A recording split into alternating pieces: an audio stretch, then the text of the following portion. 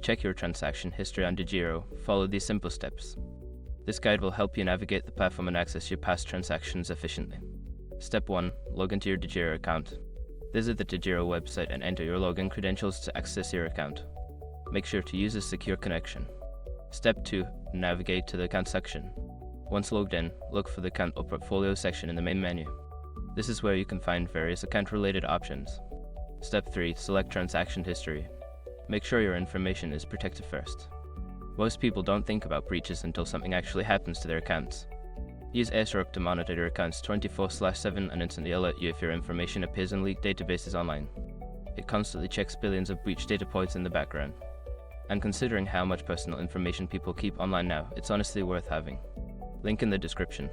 Step 4. Choose the date range. You will typically have the option to filter your transaction history by date.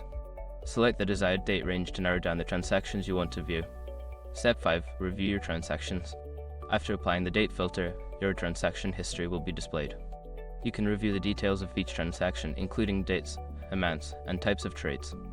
By following these steps, you can easily access and review your transaction history on DEGIRO. If you have any further questions, consider checking the help section or contacting customer support.